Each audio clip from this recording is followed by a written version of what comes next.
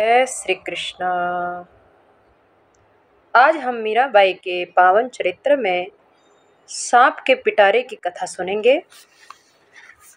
राणा विक्रम श्री मीराबाई को मारने के लिए तरह तरह का उपाय योजनाएं करता रहता है। श्री मीरा को जो है उनके बिस्तर पर जहर में डुबो करके कांच बिछवाए। मीरा सोती तो वो फूल बन जाते थे। उनसे मीरा का कुछ नहीं बिगड़ा। भूत महल में छोड़ा, जहर का प्याला मीरा को पिलाया, तलवार से वार किया। पर मीराबाई की भक्ति दिन दुगनी रात चौगुनी बढ़ती गई। मीरा का बाल भी बांका नहीं हुआ। मीरा को मारने के लिए राणा विक्रम ने सिंह शेर उनके कमरे में भिजवाया। सिंह नरसिंह का रूप धारण कर लेता है, मीरा को आशीर्वाद देकर चला जाता है। तो राणा विक्रम को आश्चर्य बढ़ता गया, लेकिन राणा विक्रम में कोई बदलाव नहीं आया। विक्रम की मीराबाई के प्रति जो ईर्ष्या द्वेष था, जो उसका जो कपट भाव था, वो बढ़ता गया है। आज विक्रम मीराबाई को मिटाने के लिए एक और नई योजना, नया प्लान बनाता है। राणा विक्रम एक विशाल बड़ी सी बांस की गहरी गहरी, जिसमें बिल्कुल भी छेद नहीं थे, बहुत ही बारीक बारीक छेद थे, ऐसी बांस की जड़ी हुई छावड़ी मंगवाई। उस छावड़ी के विशाल मजबूत ढक्कन भी लगा हुआ था। राणा विक्रम वो छाप मंगवाता है, जंगल से 2 अजगर पकड़वाता है जो बहुत ही विशाल और जहरीले थे। और जहरीले काले नाग उस छाप में सुगंधित फूल भरवा के और उस छाप के अंदर, उन फूलों के अंदर जो है उन नाग को रखवा देता है। ऊपर से उस छाप के ऊपर ढक्कन लगा देते हैं और ढक्कन को मजबूती से बांध देते हैं। और उसके ऊपर फिर जो सुंदर शाइनिंग चमक के लिए और शोभा के लिए ऊपर से छाप को सजा देते हैं, तरह तरह की से रंग बिरंगी पन्नियां लगा के। तो इस प्रकार से राणा विक्रम आज इस छावड़ी को तैयार करके, इस छावड़ी के अंदर मीराबाई की मौत को बिठा करके एक दासी को बुलाता है, जिस दासी की उम्र थी 30 साल के लगभग। राणा विक्रम दासी से कहता है कि ये छाप जो है तो सिर पे ऊंच और ले जा और मीरा को दे दे, और मीरा से कह देना कि इस छाप के अंदर सालग्राम भगवान है। तो राणा विक्रम वो छाप पहले अपनी माँ को देता है, जोधाबाई नाम की जो मीराबाई की एक और दूसरी सासू थी, उसको देता है।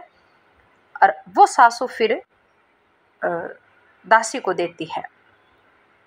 तो 31 वर्ष की एक दासी ने आकर पूजा करती हुई मीरा के सामने एक बड़ी सारी बांस की बनी हुई छावड़ी ला करके रखी। ये छाप बांस की बनी हुई खड़े किनारों की थाली के जैसे थी और इस छावड़ी के ऊपर मजबूत ढक्कन लगा था। अब दासी कहती है कि लो मीराबाई, इसके अंदर सालग्राम भगवान है। मीराबाई पूछती है कि सालग्राम कौन लाया? तो वो दासी कहने लगी कि कोई पशुपतिनाथ भगवान के और मुक्तिनाथ भगवान का नेपाल में कोई दर्शन करके आया है, तो वहां से ये आपके लिए सालग्राम लाए हैं मीरा, क्योंकि सालग्राम भगवान नेपाल में ही गंडकी नदी में प्रकट होते हैं। एक नज़र से मीराबाई ने छावड़ी को देखा और फिर छाबड़ी को देखने के बाद मीराबाई ने छाबड़ी लाने वाली दासी को देखा और मीराबाई तो वापस अपने काम में लग जाती है। दासी कहती है, मुझे नहीं मालूम अन्नदाता, लेकिन राणा विक्रम ने मुझे आदेश दिया है, इसलिए मैं ये उनकी आज्ञा का पालन करती हुई ये काम करने में आई हूँ। उसने ठाकुर जी और मीरा जी को पृथ्वी पर सिर रख कर के प्रणाम किया। जो दासी छाबड़ी लेके आई थी वो मीराबाई को भी प्रणाम करती है और मीराबाई के ठाकुर जी को भी प्रणाम करती है। क्यों? क्योंकि दासी के मन में कोई छल कपट नहीं है। वो दासी जो लाई थी उसको खुद को भी पता नहीं है। उसको राणा विक्रम ने यही बताया था कि इसके अंदर जो है सालग्राम जी है। मीराबाई उस दासी से पूछती है कि तुम्हारा नाम क्या है और तू किसकी सेवा में रहती है? तो वह दासी नाम बताती है कि मेरा नाम कुमकुम है हुकुम, और मैं राजमाता ज्योतिबाई की सेवा में रहती हूँ। आज मैं अपनी भाभी जी से मिलने के लिए आपके महल में आई हूँ। दहली पर एक आदमी ये छाबड़ी देख करके यहाँ पहुँचाने के लिए कह रहा था, तो भाभी भारी पगा है अन्नदाता, इसलिए मैंने कहा कि लाओ ये छाबड़ी मुझे दे दो। तो मैं ये छाबड़ी आपके महल में ले आई।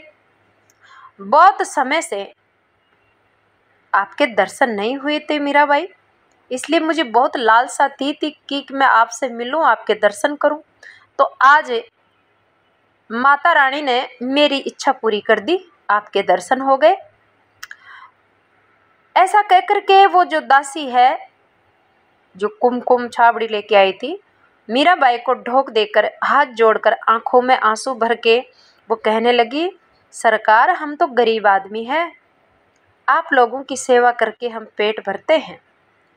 हम हुक्म उठाने वाले नबला पातल मिनक है, हम तो छोटे लोग हैं। ऐसा कहते कहते वो दासी का कंठ भराया। मीराबाई उसको कहती, अरे अरे ऐसी बातें मत करो, ऐसे विचार मत करो। मीरा ने हंस करके आश्वासन देते हुए कहा कि हम सब उस परमात्मा के चाकर हैं, हम सभी उस परमात्मा के नौकर हैं, उसी की सेवा में हम पैदा हुए हैं, उसमें कोई चूक नहीं पड़नी चाहिए। बस बेटी, वो परमात्मा मोटा धनी है और वो 1000 आंखों से सबको देखता है। उस परमात्मा से इंसान को कभी कुछ छुपाना नहीं चाहिए। मीराबाई कहती है अपनी दासी से कि गोमती, ये जो कुमकुम छाबड़ी लेके आई है इसको प्रसाद दे दे बेटा। तभी चौक में एक चमेली नाम की दासी आती है और वो एक श्याम कुंवर नाम की कोई बाई है, उसके लिए उससे पूछती है कि मोटी माँ कहाँ है, यानी बड़ी माँ कहाँ पर है। तो चमेली संकेत करती है एक दूसरे कमरे की तरफ, जहाँ पर प्रिय भाई गोपाल जी और मोटी माँ प्रणाम करके उनके समीप आसन पर बैठे हुए, और उन्होंने पूछा, मोटी माँ ने पूछा कि ये छाब कैसी है, किस बात की है, किस काम की है? मीरा, ये छाब क्या इस छाबड़ी में पैकिंग करके क्या कोई प्रसाद भेज रही है क्या तू? नहीं नहीं, बेटी की ओर असीम वात्सल्यपूर्ण दृष्टि से देखकर हंसते हुए कुमकुम की ओर संकेत करके कहा, ये तो इनके साथ आपके जो काको सा हुक्म है, आपके जो राणा है, उन्होंने सालग्राम भेजे हैं। अच्छा, कोई मुक्तिनाथ पशुपतिनाथ का दर्शन करके आया है तो वो सालग्राम जी भेंट करके यहाँ राणा विक्रम को गया है, तो राणा विक्रम ने ये भेंट जो है हमारे लिए यहाँ भेज दी है। ऐसा मीराबाई कह रही है। अब वो जो पास में बैठी थी वो कह रही है, तो मीराबाई इसको खोलो तो सरू, खोलो देखे इसमें क्या है, कैसे सालग्राम जी है, हम भी देखें। अपने गोपाल जी के साथ, ठाकुर जी के साथ सालग्राम जी की भी पूजा कर लेंगे। जैसे ही श्याम कुंवर नाम की बाई उस छाबड़ी की डोरी को खोलने के लिए हाथ आगे बढ़ाती है, तो मीराबाई की दासी थी चंपा, वो रोक देती है कि नहीं नहीं नहीं नहीं, रुकिए रुकिए रुकिए, इसको हाथ मत लगाइए। फूल और सालग्राम इतने भारी नहीं हो सकते, मुझे लगता है इस छाबड़ी में बहुत वजन है, और फूल कभी भारी नहीं होते, और सालग्राम जी भी इतने भारी नहीं हो सकते। ऐसा कहते हुए चंपा की आंखों में आंसू भर आता है और वो भय से, डर से कांपने लग जाती है। आपस में दासियां चर्चा करती है कि इसमें कितना वजन हो सकता है छावड़ी में। कोई कहती है 5 किलो, कोई कहती है 10 किलो, कोई कहती है 20 किलो। तो इस प्रकार से कोई कहती है कि मण भर तो होगा ही। कुमकुम में दासी हंसती हुई बोली कि 5 से 7-8 किलो वजन इसमें हो सकता है, बस क्योंकि मैं खुद इसको सिर पर रख करके लाई हूं। सुना सरकार आपने, 7 सेर बोझ सालग्राम और फूल इन छाबड़ी में समा सकते हैं?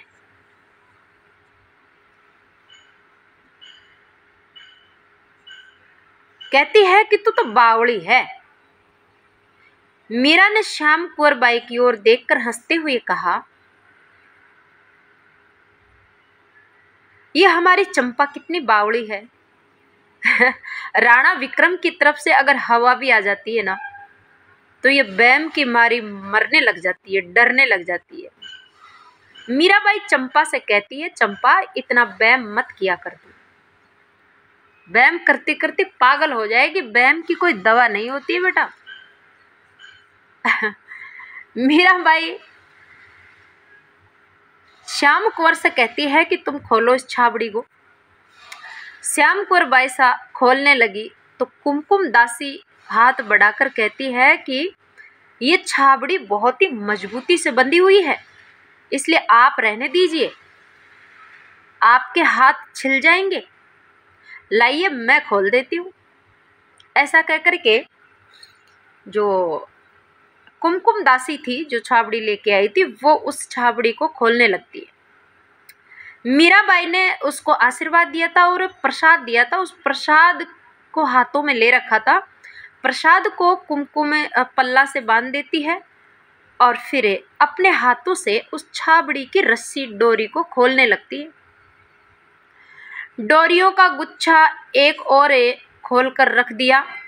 जैसे ही छाबड़ी खुली, कुमकुम दासी ने छाबड़ी का ऊपर का ढक्कन उठाया, और जैसे ही ढक्कन उठाया तो ढक्कन की साथ के साथ ही छाबड़ी में बैठे हुए 2 बड़े बड़े काले नाग बहुत बड़ी चौड़ी फण लगाते हुए फूंफार करने लगे, सूसाने लगे। दोनों भुजंग बड़े बड़े और फुकार मार करके, फण तान करके दोनों के दोनों नाग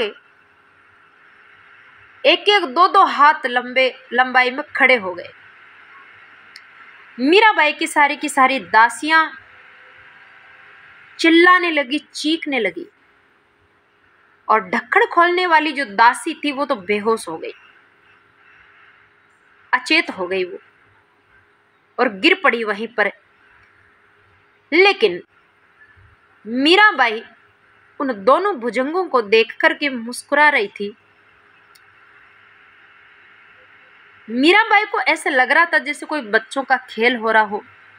देखते ही देखते एक छाबड़ी में से निकल करके एक सांप फण फैलाए हुए छाबड़ी में से निकला, मीराबाई के गोदी में जाकर बैठा, और गोदी से धीरे धीरे ऊपर चढ़ा और मीराबाई के गले से लिपट गया।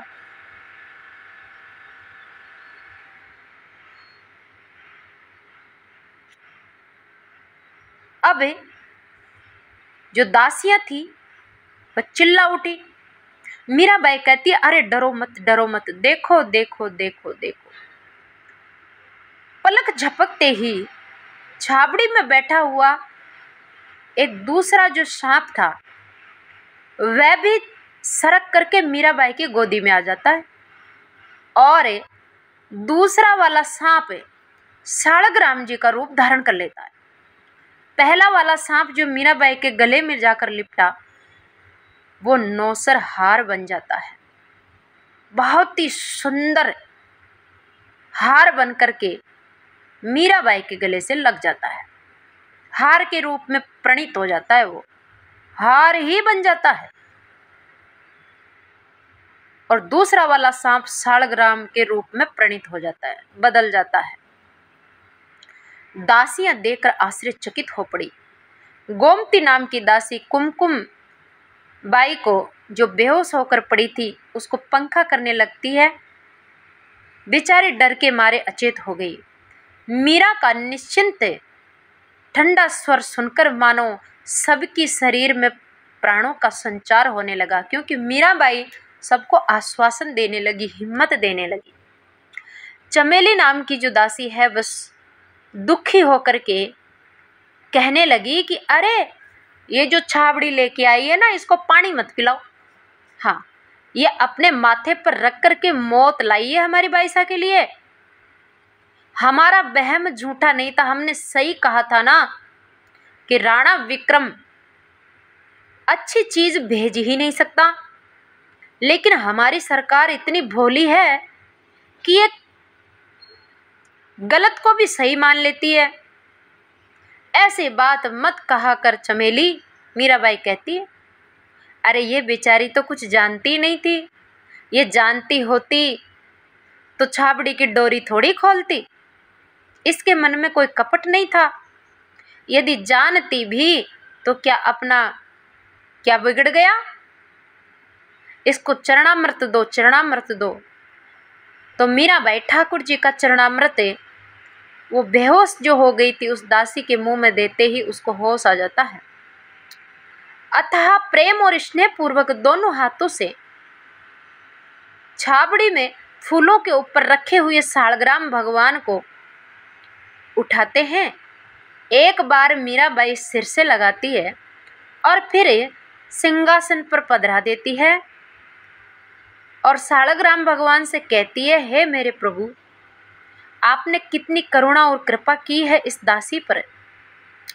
दासियों और श्याम कौर बाई ने जय घोष करना शुरू कर दिया। तो मीराबाई की सभी दासियां जय हो सालग्राम भगवान की, जय हो गिरधर गोपाल की जय जयकार लगाने लगती है।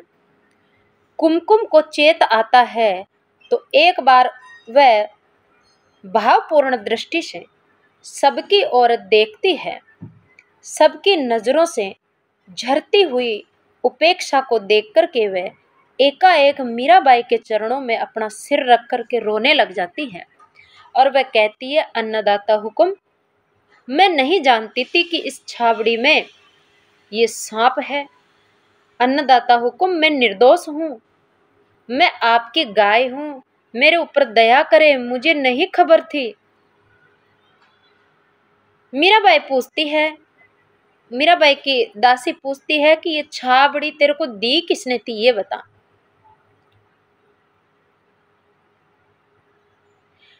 तो वह कहती है,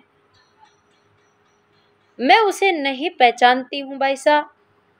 मैं रोती हुई, कुमकुम रोती हुई कहने लगती है, मुझे तो दहली के ऊपर एक आदमी इस छाबड़ी को पकड़कर खड़ा था तो और वो कह रहा था कि ये छाबड़ी जिसमें पुष्प है, सालग्राम जी है, मीराबाई के लिए विक्रम ने भेजा है। तो ऐसा कहते हुए उसने ये छाबड़ी मुझे दे दी और मैं आपसे मिलने के लिए वैसे भी आ रही थी तो साथ में ये छाबड़ी भी उन्होंने मुझे दे दी। तो मैं सोची चलो मैं जा रही हूँ तो मैं ले चलती हूँ। ऐसा करके मैं ले आई। तो ये मेरा दुर्भाग्य है, इसलिए आप मुझे क्षमा कीजिए। उस व्यक्ति ने मेरा नाम और स्थान पूछा और कहा कि आप मीरा को जा रही है, मीरा को ही ये छाबड़ी देना और किसी को मत देना। मैंने भोले मन में हाँ भर ली। बहुत सा समय हो गया था आपका दर्शन करे। तो इस प्रकार तरह तरह के मनसूबे बांधती हुई मैं आ रही थी कि आज तो मैं आपका दर्शन करूंगी, ठाकुर जी की सेवा कीर्तन करेंगे, ऐसे मैं मन में विचार करती हुई आ रही थी।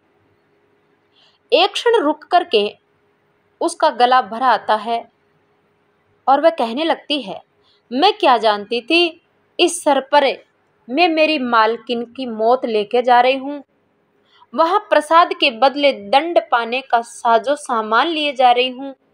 यदि मैं पहले ही इस साजिश के बारे में जानती तो भगवान इसी समय मुझे अंधी कर दे, इसी समय मेरे प्राण निकल जाए। एकाएक चौंक कर वह बोली, वे कहाँ गए दोनों, कहाँ गए वो दोनों सांप? वो दासी पूछ रही, वो सांप कहाँ चले गए दोनों के दोनों?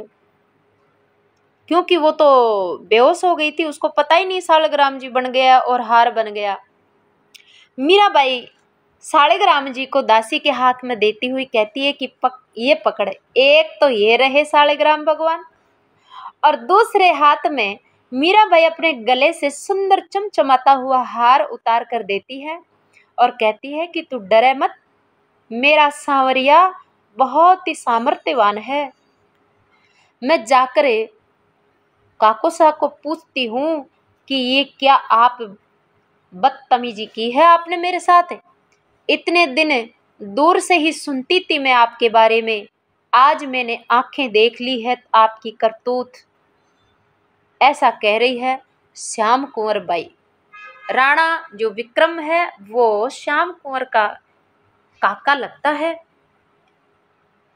मीराबाई कहती है, नहीं नहीं बेटा नहीं। उन्होंने हाथ जोड़कर पकड़कर श्याम कुंवर को समझाया और कहा कि कुछ नहीं पूछना है, हमारे पास प्रमाण ही क्या है कि उन्होंने सांप भेजा है, फिर सांप है तो वह कहाँ गए? तुम पूछताछी करोगी तो इस गरीब दुर्बल पर वज्र टूट पड़ेगा बेटा। उन्होंने कुमकुम की ओर देखते हुए कहा, इसे जहान से उठा जाना पड़ेगा, या अगर तुम जाकर के उससे कहोगी विक्रम से कि तुमने ऐसा क्यों किया तो वो इस दासी को मार डालेगा।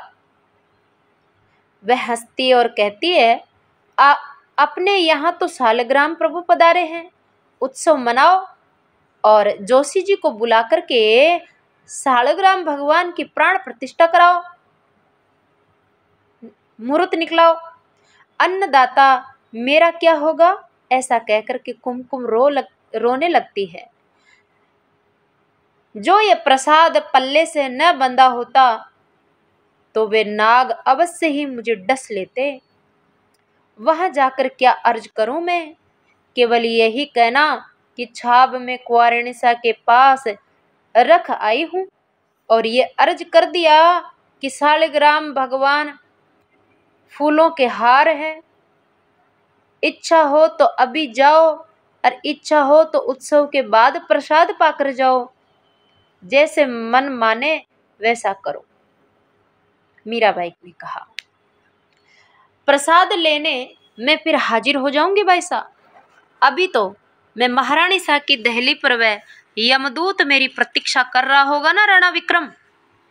ज्यों ज्यों देरी होगी त्यों त्यों वह मेरी मौत की धार अधिक तीखी हो जाएगी भाई साहब। एक अर्ज है मुझ नादान की। हाँ हुजूर, तो पीर पधार रही है आप, कौन जाने वापस पधारना कब होगा? दासी पूछ रही है, अब आप अपने पीर जा रही है ना, तो वापस कब आओगी? इस गरीब को भी कुछ सेवा प्रदान करके कृतार्थ कर देती ना आप।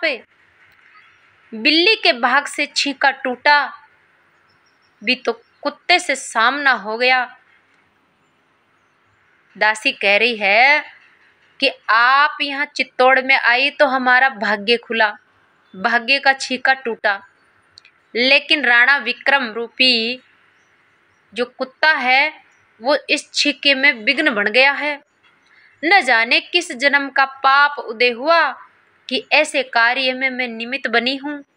यदि आपको कुछ हो जाता तो मुझे नरक में भी ठिकाना नहीं लगता। ऐसा कह करके वह रोने लगी, अपनी ओढ़नी का पल्ला निकाल करके आंसू पूछने लगी।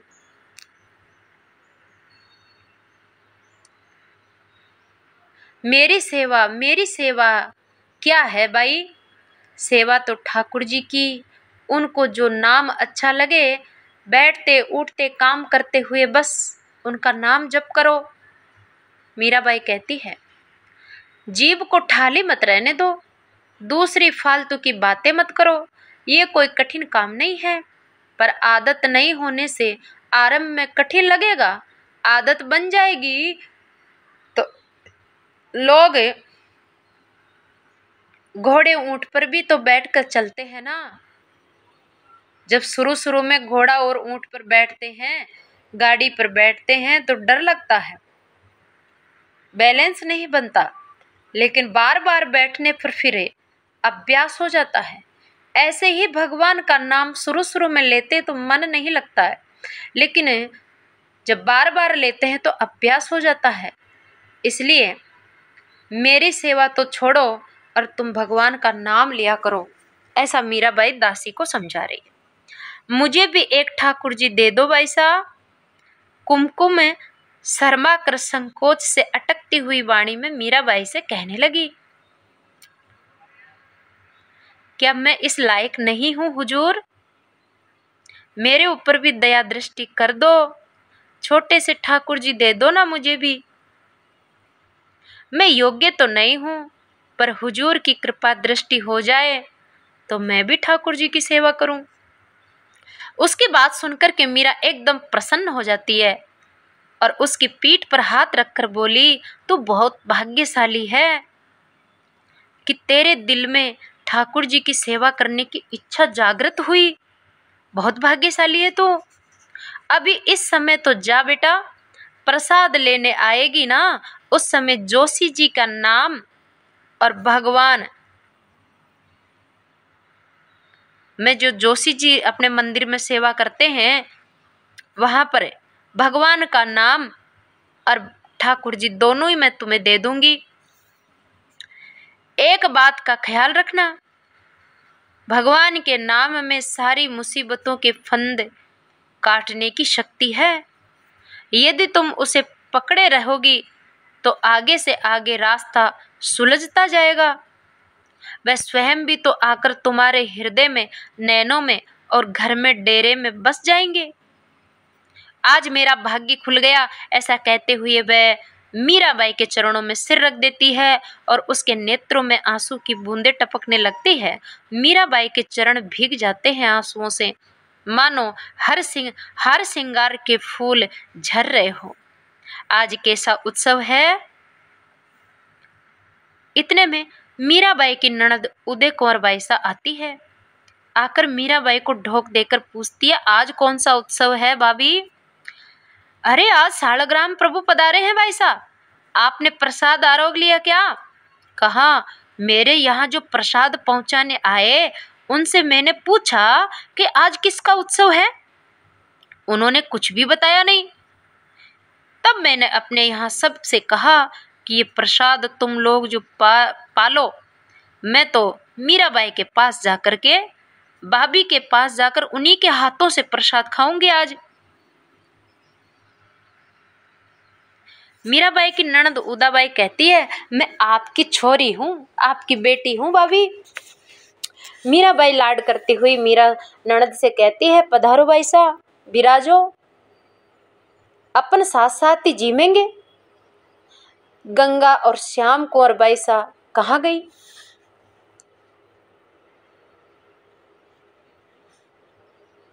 मीराबाई अपने ननद के लिए भोजन मंगवाती है। ननद मना करती है, मैं तो आपके साथ ही पाऊंगी। आपकी बालिका होने का मेरा इतना, बालिक आपकी बच्ची हूं तो मेरा इतना हक है। फिर परसों तो आप फिर चली जाएगी ना, कौन जाने फिर कब दर्शन होगा आपका। ऐसा कहते कहते उदय कुंवर बाई साहब की आंखों में भी आंसू आ जाते हैं। मीराबाई कह रही है, अरे बाई साहब ये क्या कह रही है आप, हम सब गोपाल जी के हैं, वही सबकी सार संभाल करते हैं। मीरा ने ननद के आंसू पोंछकर उनको हृदय से लगा लिया। मीरा की ननद कहती है, भाभी मैंने भगवान को नहीं देखा, मैं तो केवल ये जानती हूँ कि आपके भगवान से जान पहचान है और मैं आपकी बालिका हूँ। आपके वात्सल्य पर मेरा हक है। मैं खोटी और खोड़ली जैसी भी हूँ, मैं आपकी हूँ। मीराबाई कहती है, देखिए श्याम कुंवर बाई, आओ बेटा बैठो, तुम भी जीवो। ब्राह्मण लोग भोजन कर चुके हैं, सभी महल में थाल पहुंच गए हैं, सबको प्रसाद मिलेगा।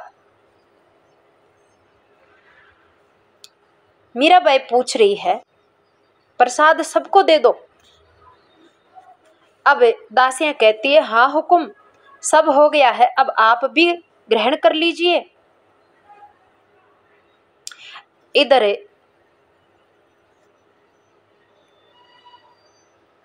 मीराबाई ठाकुर जी के मंदिर की ओर जा रही है और ननद से कहती है कि तुम कुमकुम को लेकर के आओ। ननद कहती है, ये कुमकुम कौन है, क्या हुआ? बोले, अभी तक तो कुछ नहीं हुआ, पर अब होगा। मंदिर में प्रवेश करते हुए मीराबाई ने कहा, तब तक जो है कुमकुम दासी वहां पर आ जाती है। जोशी जी के सामने मीराबाई उनको बैठा देती है, कुमकुम दासी को। मीराबाई कुमकुम दासी से कहती है कि तू ठाकुर जी लेना चाहती है ना, बता कौन से ठाकुर जी तुझे अच्छे लगते हैं, राम जी या किशन जी, एकलिंगनाथ जी या माता जी या और कोई। दासी कहती है, मुझे तो अच्छा और बुरा की कोई अक्ल ही नहीं है सरकार, मैं क्या जानूं, मेरा मन तो धूल फोंकने जैसा है। भगवान से एक रिश्ता जोड़ना है, इसलिए पूछ रही हूं। मीराबाई कहती है, बिना रिश्ता जुड़े भजन नहीं होता है, भगवान को कुछ न कुछ तो मानना ही पड़ेगा। तुम्हें बालक भगवान चाहिए या मालिक भगवान चाहिए या चाकर भगवान चाहिए, कौन सा भगवान चाहिए बताओ। इतने में दासी कहती है, अरे मुझे तो छोटा लाला भगवान चाहिए। मीराबाई नन्हे से बाल मुकुंद गोपाल जी को उठाकर जो है पुजारी के हाथ में दे देती है और फिर जोशी जी उस दासी के हाथ में देते हैं। मीराबाई कहती है, जैसी तुमसे बने वैसी ठाकुर जी की पूजा कर लेना, छोटे बालक की तरह ही सार संभाल करना इनकी, आज से ये तेरे बेटे हैं, अपने बालक की तरह ही इनका लाड प्यार करना, गुस्सा करना, इन्हें खिलाना पिलाना सुलाना। उनके कान में गोपाल जी का नाम दिया, इस नाम को कभी भूलना मत, जीव को कभी विश्राम देना मत। कुमकुम ने भरे द्रगु से मीराबाई की और पुजारी जी की तरफ देख करके, जोशी जी की तरफ देख करके आंखों में आंसू भर लिया और सिर हिलाया। पल्ले से चांदी का एक सिक्का खोल करके पुजारी जी को भेंट करके और मीराबाई को उनको प्रणाम किया। वहां बैठी हुई सभी राजकन्या और महिलाओं को प्रणाम करके अंत में मीरा के दोनों चरण पकड़कर कुमकुम दासी रोती हुई कहने लगी, मीराबाई मैं पापिन हूँ, आपके लिए मौत की सामग्री लेके आई थी ना मैं, पर आपने मेरे लिए बैकुंठ जाने का दरवाजा खोल दिया। आप कितनी कृपालु है, मैं तो आपको मारने की सामग्री लाई थी, आपने मेरा कल्याण का दरवाजा खोल दिया। ये कृपा सदा बनी रहे, ऐसी प्रार्थना है। इस गहली गूंगी से कोई भूल हो जाए तो क्षमा कर दीजिएगा। मीरा ने दासी के सिर पर हाथ रख करके आशीर्वाद दिया। कैसी मौत की सामग्री? अब मीराबाई की जो ननद है उदय कुंवर बाई सा, उसको अभी कोई पता ही नहीं है कैसे सांप आए, कैसे सालग्राम बने। तो उदय कुंवर बाई सा पूछ रही है कि कौन सी मौत की सामग्री लाई थी ये? तो श्याम कुंवर के नाम की एक जो बेटी है वो कहती है, अरे सांप पिटारा लाई थी। उदय कुंवर बाई सा को क्रोध आ गया। मैं तो समझी थी कि अब मेरा भाई विक्रम सुधर गया है, उसको अक्ल आ गई है, लेकिन वो अभी भी सुधरा नहीं है। आज फिर मीरा को मारने के लिए उसने सांप भेज दिए।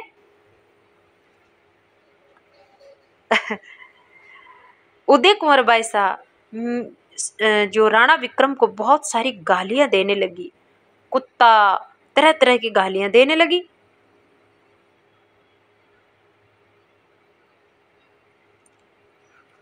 इस प्रकार से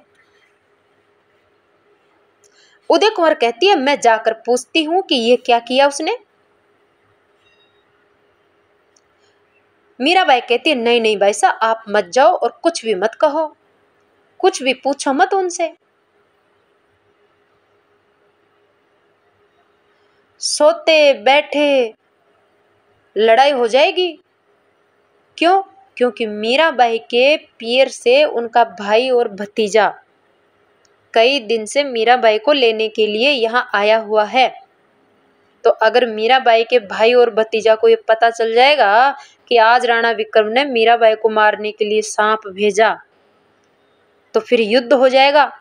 इसलिए मीराबाई कहती है, आप कुछ मत कहो, जाकर चुप रहो, मेरा कुछ नहीं बिगड़ेगा। उन्होंने उनके सिर पर हाथ रखा और इसका कहने लगी, इसका पीर खो जाएगा बेचारी का, श्याम कुंवर का। मैं तो वैसे ही परसों चली जाऊंगी। अपनों पर क्या रोष करे, क्या गुस्सा करे, जो भी कर रहे हैं अपने ही तो है। उदय कुंवर भाई साहब मीराबाई का इतना बड़ा हृदय देखकर कहती है कि आप तो समुद्र हो मीराबाई। उदय कुंवर विवल स्वर से कहती हुई मीराबाई से लिपट जाती है और रोने लगती है। मीराबाई 1591 में वैशाख महीना मीराबाई ने चित्तौड़ को छोड़ दिया और मेड़ता चली गई। एक दिन भोजराज के दुपट्टे के से गांठ जोड़कर इसी वैशाख महीने में मीराबाई गाजे बाजे के साथ चित्तौड़ की दहली पर आई थी। आज वह मीरा इस चित्तौड़ को सदा सदा के लिए छोड़कर चली जा रही है। सबसे मिलकर उसी प्रकार गाजे बाजे के साथ चित्तौड़ की दहली को सदा सदा के लिए विदाई दे दी आज मीरा ने। और ये वे महल चौबारे थे जहां उन्होंने कई उत्सव किए थे, जहां उनके गिरधर लाल ने अनेक चमत्कार किए थे, जहां उनकी प्रिय दासी मिथिला ने प्राण त्याग दिए थे, जहां उनके प्रिय सहचर कलयुग में द्वापर के भीष्म से भी बढ़कर भीषण प्रतिज्ञा का पालन करने वाले महाभीष्म भोजराज ने शरीर छोड़ दिया था, जहां विक्रमादित्य ने उन पर कराल असी धार के घात तलवार के वार किए थे।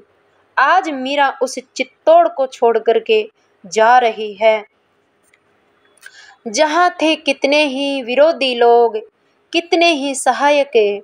एक बार भरपूर नजर से सबको देखा मीराबाई ने, उस कक्ष को भी देखा जिसमें भोजराज विराजते थे, जहां उनका पलंग रहता था। वहां उस कक्ष में जाकर मीराबाई खड़ी हुई। पचरंगी लहरिया का साफा, गले में जड़ाऊ कंठा ऐसा और कटार की धार सी वह तलवार। हंसते मुस्कुराते हुए भोजराज मानो मूर्तिमान कामदेव के समान खड़े हो। मीरा भोजराज के चित्र को देखकर आंखें भर आती है।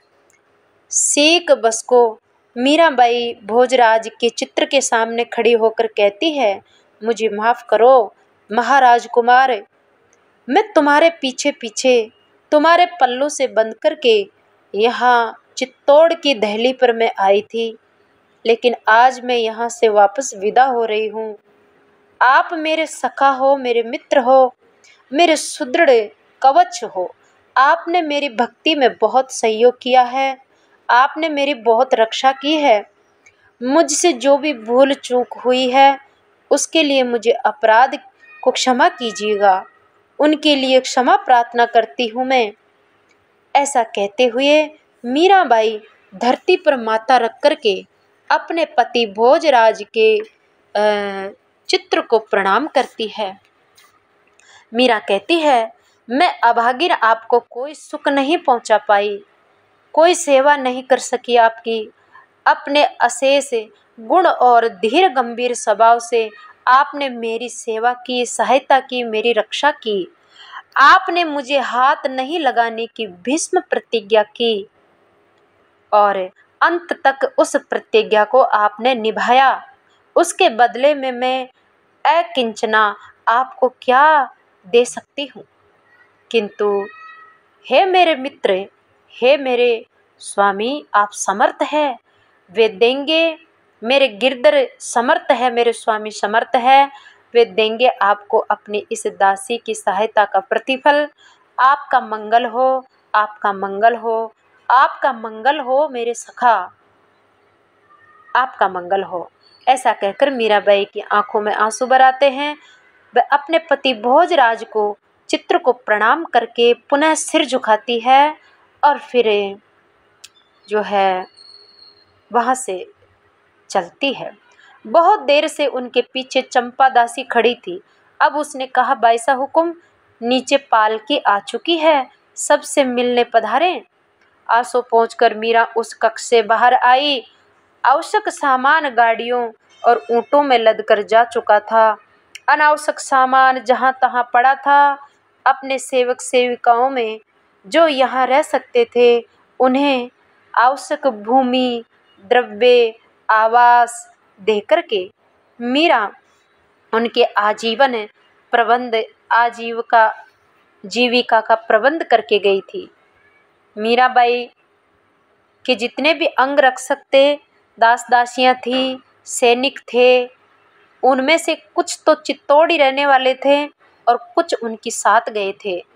जो चित्तौड़ में रहने वाले जो सेवक थे उनके पूरे जीवन की व्यवस्था का प्रबंध मीराबाई करके गई थी। जो साथ चल रहे थे उनका सामान बांधकर मीरा के साथ चला। रहने के नाम पर तो उनका पावन स्नेहमय हाथ जोड़कर कोई भी चित्तौड़ में रहना नहीं चाहता था, किंतु कुछ ऐसे ही लोग थे जिनकी जड़ें चित्तौड़ में जम गई थी। कुछ सेवक सेविकाएं यहीं से उन्हें मिले थे, उन सब का प्रबंध उन्होंने कर दिया। यद्यपि अपने मुख से किसी ने ये नहीं कहा कि मीरा चित्तौड़ से अंतिम विदाई ले रही है, किंतु फिर भी भीतर बाहर अधिकांश लोगों को यही लग रहा था कि अब इनकी सवारी चित्तौड़ की ओर वापस कभी नहीं आएगी। पहले तो कभी भी इतना सामान साथ लेकर नहीं गई थी मीराबाई। पहले तो सेवकों की जीविका का प्रबंध करने की आवश्यकता ही नहीं पड़ी थी। यही सब सोच सोच करके मीरा को जो चाहने वाले लोग थे उनके प्राण व्याकुल हो रहे थे। अपनी सभी सास और गुरुजनों की चरण वंदना करती है। धनाबाई जो महाराणा सांगा की रानी थी, जोधपुर के जोधा जी की पोती थी, महाराणा रतन सिंह जी की माँ थी, और वे धनाबाई मीरा को हृदय से लगा कर के रो पड़ती है। जब मीराबाई चित्तौड़ से विदा हो रही है, अब मीरा चित्तौड़ कभी नहीं आएगी, तो वो जो मीरा की जो सासू है, रतन सिंह की जो माँ है, वो मीरा को छाती से लगा करके कह रही है, मुझ दुखियारिन को तू छोड़कर जा रही है। मेरा तो तुमसे पीहर ससुराल दोनों से ही संबंध है। सास समझ या बुआ समझ बेटा, इस पति पुत्र विहीना वृद्ध को तू छोड़कर मत जाना, अब मैं किसके सहारे जीऊंगी, मुझे तो तेरा ही एक सहारा था। कभी 2 घड़ी बैठकर तुम्हारी बात सुनती तो मेरे हृदय में ठंड हो जाती थी बेटा। अब किसका मुख देख करके मैं जीऊंगी, कौन मुझ दुखियारी को धीरज देगा। ऐसे मीराबाई की जो एक सासू है, जो रतन सिंह की माँ थी, भोजराज जिस रतन सिंह को मीरा की जिम्मेदारी दे के गए थे, उस रतन सिंह को राणा विक्रम ने मार दिया था, उससे राजगद्दी छीन ली थी। उसकी माँ मीरा को बहुत चाहती है। आज मीरा चित्तौड़ छोड़ के जा रही है तो सबसे ज़्यादा दुख रतन सिंह की माँ को हो रहा है। मीराबाई ने धनाबाई के आंसू पूछ करके पैरों में सिर रखा। हम सबके स्वामी भगवान है माँ, उनका सुमिरन करो, सब दुख दूर हो जाएंगे। उनका सुमिरन ही सारे दुखों की औषधि है माँ। संसार में सुख ढूंढने से निराशा और दुख ही पल्ले पड़ते हैं। राजमाता हाडी रानी के चरणों में भी मीरा ने प्रणाम किया। हाडी रानी ने मीरा को मारने में, कष्ट देने में बेटा का पूरा सहयोग किया था, फिर भी मीराबाई उसको प्रणाम कर रही है। मुझसे जाने अनजाने में जो अपराध हुआ है, मुझे भी क्षमा कर देना अपनी बालिका समझ करके, ऐसा कह रही है। हाडी रानी ने मीरा को हृदय से लगाया और कहा कि पहले मैं समझती थी कि तू जानबूझकर हम सब की आज्ञा का उल्लंघन करती हो, लेकिन बाद में हमारे समझ में आ गया कि अपने भक्ति के आवेश में तुम्हें किसी का ध्यान नहीं रहता था। वीणनी, तुमसे पल्ला पसार कर एक भिक्षा मांगती हूँ, दोगी मुझे? राणा विक्रम की माँ हाडी रानी मीराबाई से भीख मांग रही है। अपनी ओढ़नी का पल्ला बिछा देती है मीरा के चरणों में और वो कहती है। मीरा ने एकदम से उनका पल्ला हटा दिया। मीराबाई दोनों हाथ जोड़ करके और माथा सासू के चरणों में लगाकर मीरा कहती है, माँ। उन्होंने भरे नेत्रों से हाडी रानी की ओर देखते हुए कहा, ये हाथ ये किसी के सामने फैलाए नहीं बने, ये हाथ आश्रित रूप छत्र छाया करने, मेरे जैसे अबोध को आशीर्वाद देने के लिए बने हैं माँ। मीराबाई हाडी रानी से कह रहे हैं, ये आपके हाथ जो है ना, ये भीख मांगने के लिए नहीं बने, ये आशीर्वाद देने के लिए बने हैं। ये हाथ सभी मेवाड़ के धनी, हिंदुआ सूर्य की धनियाणी और जननी के हाथ है। इस प्रकार मेरे जैसे अकिंचन के सामने मत फैलाओ माँ। इसे एकलिंग जी के दीवान और राजमाता के पद का अपमान होता है। मीराबाई कहती है, हाडी रानी कहती है, मुझे कहने दो बीननी। हाडी रानी की आंखों में आंसू भर आते हैं। नहीं हुक्म, कुछ मत फरमाइए आप। मीराबाई कह रही है हाडी से, मेरे मन में कभी किसी के लिए रोष नहीं आया। मनुष्य अपने ही कर्मों का फल भोगता है हुक्म, दूसरा कोई भी उसे दुख नहीं देता है, सुख नहीं दे सकता, ये मेरा दृढ़ विश्वास है। फिर किस पर क्रोध करूं और किसको क्रोध करने जैसा ऐसा हुआ भी क्या है। आप तो निश्चिंत रहिए, भगवान कभी किसी का बुरा नहीं करते हैं। उनके विधान में सबका मंगल होता है। आपके हाथ मुझ बालक के लिए जुड़े तो पृथ्वी फट जाएगी माँ। मीराबाई कह रही है हाडी रानी से, अगर आप अपने हाथों को, अपनी झोली को मेरे सामने फैलाकर भीख मांगोगी तो ये धरती फट जाएगी, क्योंकि मैं आपका बहुत आदर सम्मान करती हूँ। ये आपके हाथ नहीं है, ये पूरे चित्तौड़ में रहने वाले सब लोगों के हाथ है, क्योंकि आप यहाँ की राजमाता है। उन्होंने महारानी को हृदय से लगाया, सभी सासुओं की सेवा करते, संभाल करके, नमन करके अपना। मीराबाई कह रही है हाडी रानी से, आप तो अपने पुत्र विक्रम का ख्याल रखिएगा माँ, कर्तव्य से बढ़कर कुछ भी नहीं है। धर्म और कर्तव्य मत छोड़ना कभी भी। मुझसे कुछ अपराध हो गया हो तो मुझे मूर्ख समझ करके क्षमा कर देना, माफ कर देना। ये सुनकर महारानी ने उनके पैरों पर सिर रख लिया। धनाबाई ने श्याम कौर का हाथ मीरा के हाथ में दे दिया, ये तुम्हारी है। बेटा, इस बिना माँ बाप की बालिका की पियर और ससुराल सब तुम ही हो। मीरा कहती, आप तनिक भी चिंता न कराओ हुकुम, ये बड़ी भाग्यशालिनी है, ये तो रानी बनेगी रानी। ऐसा कहते हुए मीराबाई श्याम कुंवर को हृदय से लगाती है। राजकुल की बधुओं और बालकों ने उनकी चरण वंदना की। सेवक जो कम उम्र के थे उन्होंने और दासियों ने चरण वंदना की। धरती पर सिर रख करके वृद्ध दासियों के प्रणाम के उत्तर में मीराबाई ने हाथ जोड़े। वृद्ध सेवकों ने दूसरे अभिवादन किया। मीरा ने घूंघट खींच करके अन्य के द्वारा उन्हें आशीष कहलवाए, हाथ जोड़े। सभी को पुरस्कार स्वरूप मीराबाई सभी दास दासियों को, किसी को वस्त्र दे रही है, किसी को चूड़ियां दे रही है, किसी को चांदी के सिक्के दे रही है, किसी को सोने के आभूषण दे रही है, जिसकी जैसी योग्यता थी। और सास ननद दास दासी सबको मीराबाई अपना सब कुछ सामान बांट देती है। यथा योग्य कुछ न कुछ देकर पालकी में बैठ करके वह अपने महल के द्वार पर आती है।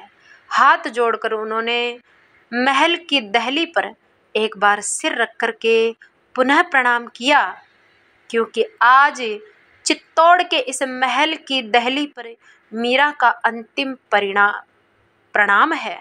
प्रणाम करके पीछे फिरी तो उदय कुंवर बाई सा उनकी जो ननद है वो मीराबाई के चरणों में आकर लिपट जाती है। ये क्या हुआ भाई सा? मीराबाई कहती है, ठाकुर जी के चरणों में लगो, उन पर विश्वास करो। मनुष्य की कितनी शक्ति है, कितना धीरज धारण करे। मीरा ने उसको उठाकर हृदय से लगाया। मैं ठाकुर जी को नहीं जानती हूँ भाभी, मेरे ठाकुर जी तो आप ही हो, मुझे मत छोड़िए, मुझे मत छोड़िए। ऐसा कह करके उदय रोने लगती है। ऐसे कोई धैर्य छोड़ता है भला? अरे आप हमारा माँ हो, बाप हो, हैं? ऐसा करती हुई मीरा उनके सिर पर हाथ रखती है। जो है ननद कहती है, मैं आपकी हूँ, ये मत भूल जाइएगा, मुझे आपका ही आसरा है भाभी। बाईसा दोनों हाथों से मुंह ढक करके एक और छुप कर रोने लगती है। कुमकुम आकर के चरणों में गिरती है, उनकी आंखों से आंसू झरने लगते हैं। मीराबाई उन्हें उठा करके कृपा करती है, अपनी दृष्टि संसार इसके सुखों की ओर नहीं प्रभु की ओर रखना। मीराबाई कुमकुम से कहती है कि तू अपना पूरा ध्यान ठाकुर जी पे रखना बेटा। ये कुमकुम मीराबाई को अपना गुरु बनाती है। मीराबाई से दीक्षा ली है ना इसने। मन के सभी पर्दे उनके सामने खोल देना, अपना कुछ बचा कर नख रखना, ये ख्याल रखना बेटा। ऐसा अपनी दासी को मीरा जी ज्ञान देती है। मीरा की पालकी भोजराज के बनाए हुए मंदिर की ओर चलती है। इस चित्तौड़ के महल में भोजराज ने मीराबाई के लिए एक मंदिर बनाया था। मीराबाई वहां जाती है। प्रभु के दर्शन करके निज मंदिर के सामने खड़ी हुई। प्राण प्रतिष्ठा का वह दिन स्मरण याद आ गया, जब वह भोजराज के साथ इस मंदिर में पूजा करने के लिए बैठी थी। भोजराज की बातें मीराबाई को याद आने लगी। ये कैसा अनोखा व्यक्तित्व था। लोगों की अपवाद मुखर जिब्याएं उनके पलके उठाकर देखते ही तालों से चिपक जाती थी। यानी जब तक भोजराज जिंदा थे, मीराबाई की ऐसी रक्षा सिक्योरिटी करते थे कि लोग जब मीराबाई की निंदा चुगली करने लगते थे तो भोजराज को देख करके उनकी जीभ चिपक जाती थी, यानी वो कुछ बोल नहीं पाते थे। तो मीराबाई आज उस बात को याद कर रही है। तन और मन की सारी उमंग, सारे उत्साहों को मेरी प्रसन्नता पर न्यौछावर कर देने वाले महावीर नरसिंह प्रभु उन्हें मानव जन्म का चरम फल बख्शे। मीराबाई कह रही है, हे प्रभु, भगवान से कह रही है, भोजराज ने मेरी खुशी के लिए, मेरे सुख के लिए, मेरे आनंद के लिए उन्होंने सब कुछ न्यौछावर कर दिया था। उन्हें अपने सुख का त्याग कर दिया था। कितने महान थे वो। उन्हें ज्ञात भी नहीं हुआ कि कब आंखों से नीर बरसने लगा। आंसू पोंछे वे नीचे झुकी और चौक की रज उठा सिर से लगाया। किसने संतों और भक्तों की चरण रज है, चरण रज को लगाती है, क्योंकि यहाँ मंदिर में रोज संत और भक्त लोग पधारते थे। तो मीराबाई ऐसा समझ के मंदिर की दहली के बाहर जो चरण रज है, उस भक्तों की और संतों की चरण रज समझ करके उसको सिर से लगाती है। जोशी जी ने उनको चरणामृत दिया। उन्होंने उनसे पूजा सेवा की ठीक ठीक प्रकार से करने के लिए प्रार्थना की। उन्होंने एक बार पुनः सबको हाथ जोड़े। अपने नन्हे देवर उदय सिंह को उन्होंने दुल्हार लाड किया। मंदिर से मिला कण मात्र प्रसाद उन्होंने अपने मुख में रखकर थोड़ा उदय सिंह के मुख में दिया। बाकी प्रसाद उनकी धाई पन्ना। आहा, मीराबाई के समय में उदय सिंह, ये उदय सिंह वही है जो महाराणा प्रताप के पिताजी है। तो मीराबाई के समय ये उदय सिंह छोटा सी बच्चा थे, छोटा बच्चा। और इस उदय सिंह की रक्षा उसकी पन्ना धाई ने की थी, अपना बेटा चंदन की बलि चढ़ा करके। जो चीकी राजपूत वधु थी, उन्होंने देते हुए कहा, अपने प्राणों को बंद कर रखिएगा, बड़े से बड़ा मूल्य चुकाकर भी इस बट बीज की रक्षा करिएगा। ये फल विशाल घना वृक्ष बनकर मेवाड़ को छाया प्रदान करेगा। मीराबाई, उदय सिंह, इतने लोग वहां खड़े थे, किसी को प्रसाद नहीं दिया। मीराबाई ने प्रसाद दिया उदय सिंह बच्चे को और आशीर्वाद भी दिया। बोले यही बालक आगे जाकर पेड़, इससे पेड़ बनेगा बड़ा और वो पूरे देश में छा जाएगा, वो रक्षा करेगा चित्तौड़ की। तो इसलिए मीराबाई के आशीर्वाद से ही उदय सिंह फला फूला बड़ा हुआ और उनके महाराणा प्रताप जैसा पुत्र पैदा हुआ। मीराबाई ब्राह्मणों को खूब सारा दान देती है, सेवकों को पुरस्कार देती है, गरीबों को अन्न वस्त्र देती है और फिर पालकी में बैठ जाती है। 1591 में चित्तौड़ से अपने पियर की ओर रवाना हो जाती है। मानो चित्तौड़ का जीवंत सौभाग्य विदा। आज मीराबाई चित्तौड़ के दरवाजे से विदा हो गई, समझो कि चित्तौड़ का भाग्य विदा हो गया। यहाँ से स्त्रियां विदाई गाती हुई दूर तक जाती है पहुंचाने के लिए। पालकी रुकाकर उन्होंने सबको लौटाने को कहा। एक बार पुनः प्रणाम करके वे खड़ी हो गई और दहेज में आए हुए जो लोग यहाँ रहने को बाध्य थे, उनकी पीड़ा का पार नहीं था। कलेजा मानो फटा जा रहा था, शरीर छोड़कर प्राण मानो साथ जाने के लिए व्याकुल थे। यानी मीराबाई के दहेज में बहुत सारी दास दासियां और सैनिक आए थे, तो वो चित्तौड़ में ही, क्योंकि दहेज में आई हुई चीज वापस नहीं जा सकती, लेकिन वो जाने के लिए व्याकुल हो रहे, तड़प रहे हैं, पर वो जा नहीं सकते, इसलिए वो रो रहे हैं। मीरा को जाता हुआ देख करके शरीर की कहाँ पीछे रहना चाहती थी, किंतु आज्ञा की मर्यादा संबंधों के नागपास दूर तक पहुंचाने जाने से अनिष्ट की आशंका से पाव बांध दिए। महलों की सीमा पार होते मेड़ता के नगारे आगे की ओर और मेवाड़ के नगारे पीछे की ओर धमाधम बजने लगे।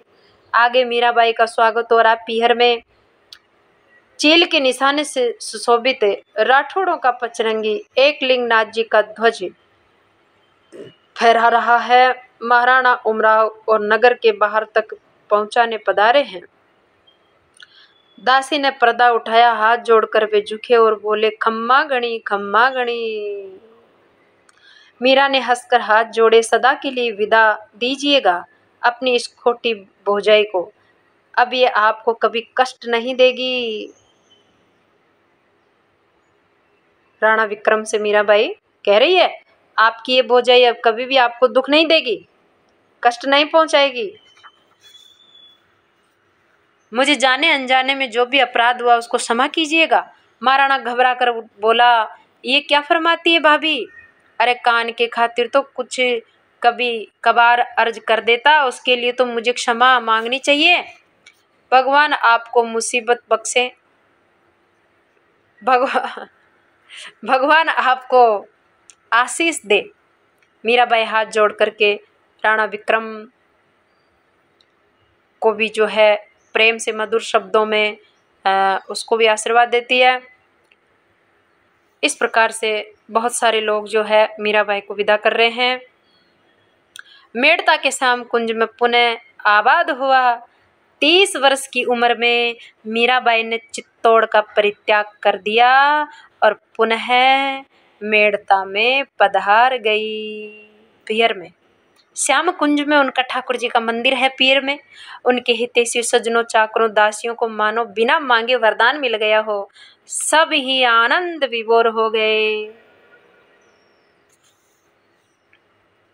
इतनी विपत्ति के बाद भी महाराणा विक्रमादित्य को न कुछ अकल आई, न ही उनका स्वभाव बदला और सामंतों के साथ वह दुर्व्यवहार करने लगा। इन्हीं दिनों चारों तरफ से जो है राणा विक्रम को मार डालने के लिए चारों तरफ से युद्ध होने लगे और अकंटक राज्य प्राप्त करने के लिए, राज्य का अकंटक स्वामी बनने के लालसा में बनवीर तो महाराणा के छोटे भाई उदय सिंह को भी मार डालना चाहता था, परंतु पन्नाधाय ने अपनी पुत्र की चंदन की बलि देकर के उदय सिंह को बचा लिया। जिस तरह से चित्तौड़ पर घोर संकट छा रहा था, उसी तरह मेड़ता पर भी विपत्ति छूट पड़ी थी। मीरा को मेड़ता आए हुए 2 वर्ष हो गए। मीराबाई पियर में 2 वर्ष रही है कि इधर जोधपुर के राव मालदेव ने 1593 में मेड़ता पर मीराबाई के जो पियर पर चढ़ाई कर दी। युद्ध की परिस्थिति इतनी भयंकर प्रतिकूल हुई कि मीराबाई के बड़े पिताजी विरमदेव जी जोधपुर के सामंतों ने समझाया, लेकिन वह संघर्ष नहीं मिटा। तो इस प्रकार से यहाँ पर भी संकट आ पड़ा है। अब ये संकट आने के कारण मीराबाई अपने पियर को भी छोड़ देती है, क्योंकि पियर का जो राजपाट था वो जोधपुर के राजा रावमल ने मालदेव ने छीन लिया। तो मीराबाई का जो पियर था वो भी तितर बितर हो गया। अब मीराबाई यहाँ से निकली और पुष्कर चली जाती है अपने बड़े पिताजी के साथ। 1595 में वह पुष्कर चली गई और फिर अब पुष्कर से मीराबाई चली जाएगी वृंदावन, जो हम अगले वीडियो में सुनेंगे। जय श्री कृष्णा, जय श्री मीराबाई की।